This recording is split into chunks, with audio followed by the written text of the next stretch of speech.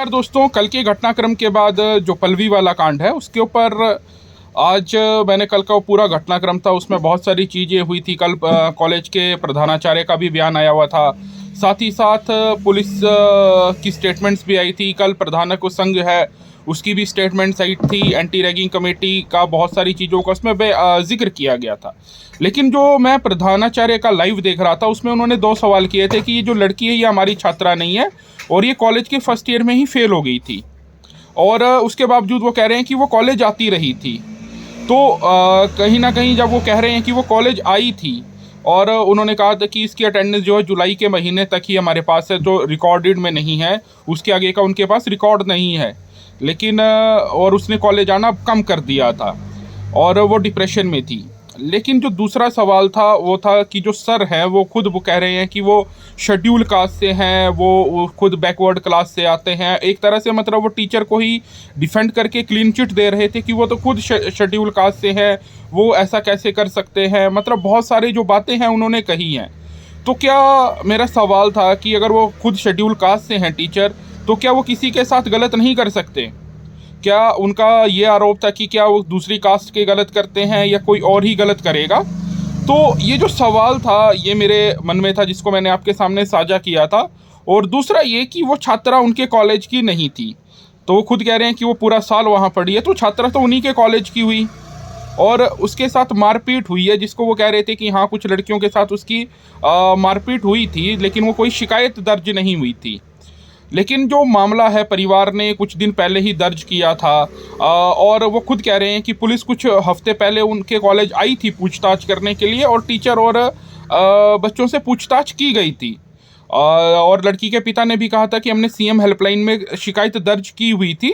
अगर CM helpline में दर्ज हुई थी शिकायत, तो सीएम हेल्पलाइन तक जब हम जानते हैं तभी शिकायत जाती है जब किसी परिवार की कोई सुनवाई नहीं होती है और वो अंत में सीएम हेल्पलाइन की तरफ जाता है।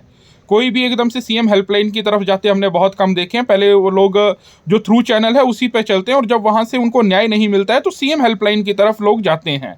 दूसरा एक था कि इसमें भी वही हमें पैटर्न दिख रहा है कि जैसे डॉक्टर्स की शिमला आईजीएमसी कांड से भी हम इसको लेंगे थोड़ा सा, कि जहाँ डॉक्टर्स के साथ लड़ाई मारपीट होती है, लड़ाई झगड़ा होता है, चलो वो सुलझ गया है, लेकिन जो पूरा डॉक्टर्स हैं वो एक साथ आ जाते हैं। इसी मामले में, इसी प्रकरण में हमें टीचर्स भी इसी तरह देखने को मिल रहे हैं कि जो सारे टीचर्स हैं वो एक तरफ आ गए हैं कि जो सर हैं वो बिल्कुल ठीक हैं और जो छात्रा है उसी के ऊपर ये था। लेकिन जो इसका मानसिक दबाव था, हमें अब ये जानना है कि वो इतनी मानसिक तौर पर प्रताड़ित कैसे हो गई कि वो डिप्रेशन में चली गई और वो इतने ज़्यादा डिप्रेशन में चली गई कि वो उसकी अंत में जान ही चली गई।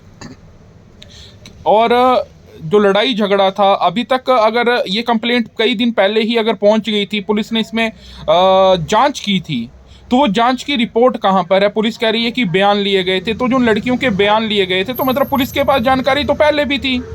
अगर पहले भी थी तो क्या वो लड़की की डेथ का इंतज़ार कर रहे थे?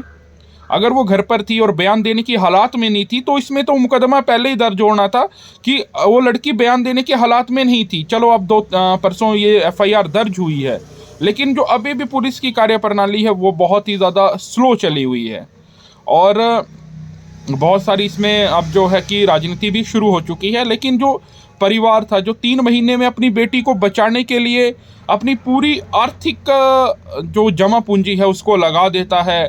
जो मेरी बात हुई थी उनके करीबियों से, तो उन्होंने कहा था कि इस परिवार ने अपनी पूरी जमा पूंजी अपनी बेटी को बचाने में लगा दी थी, क्योंकि बेटी बहुत समय तक मतलब वेंटिलेटर पे रही थी और प्राइवेट अस्पतालों में भी ये बेटी रही है। तो आप वेंटिलेटर का, प्राइवेट हॉस्पिटल का चार्ज देखो तो वो लाखों से हज़ारों में है, पर डे हज़ारों से लाखों तक का खर्चा उसमें आता है। तो क्या वो परिवार अपनी आर्थिक स्थिति में वापस आ पाएगा, एक ये भी सवाल है। और बहुत सारा समय उसको लगेगा अपने आप को आर्थिक तौर पर मजबूत करने में भी। पहले तो उनको अपना मानसिक तौर पर परिवार को भी अपने आप को मजबूत करना है। लेकिन सवाल दोबारा उसी प्रधानाचार्य के ऊपर है कि अगर पुलिस आपके पास आई है, उसने वहाँ पर आपसे पूछताछ की है, क्या आप उसने उसके बाद अपनी जांच कमेटी बिठाई थी? क्योंकि ये बहुत बड़ा सवालिया निशान है कि पुलिस, आप कह रहे हो खुद कि हमारे कैंपस पे आई थी, उसने टीचर से भी पूछताछ की थी, उसने लड़कियों से भी पूछताछ की थी, तो आपने एज ए प्रधानाचार्य क्या किया था? क्या आपने कोई अपनी ओर से एक कमेटी बनाई, क्योंकि आप वहाँ के मुखिया थे? क्या आपने वहाँ पर अपनी कोई जांच टीम बनाई? क्या आपने अभी तक इतने दिन बीत जाने, आप कह रहे थे कि दिसंबर के महीने में पुलिस आई थी, तो इतने दिनों में आपने एक अपनी जांच कमेटी क्यों नहीं बनाई? वो भी एक बड़ा सवालिया निशान है। क्या इस अगर पुलिस आपके कैंपस में आ रही है तो आपने क्या बेटी से इतने दिन तक संपर्क क्यों नहीं किया? क्योंकि हमने लाइव में देखा कि उसकी बेटी की माँ कह रही थी कि कॉलेज प्रशासन की तरफ से उनके साथ कोई संपर्क ही नहीं हुआ है। तो ये कॉलेज प्रशासन के ऊपर भी बहुत सारे गंभीर सवालिया निशान हैं जो यहाँ पर मैं आपके समक्ष उठाना चाहता हूँ। तो हम इन्हीं मुद्दों पे आज का घटनाक्रम भी हम ये पूरा देखेंगे और इसके ऊपर भी आपके साथ पूरी बात साझा करेंगे। ये कल के कुछ पॉइंट थे, तो मैं आप जनता से भी कहूँगा कि वो आप भी ठंडे दिमाग से सोचिए कि इस पूरे प्रकरण में क्या लूप होल हैं, क्या क्या गड़बड़ हैं। तो आपको क्या लगता है? आप भी अपने विचार ज़रूर व्यक्त करें और हम कोशिश करते हैं पल्लवी को जल्द से जल्द न्याय मिलेगा।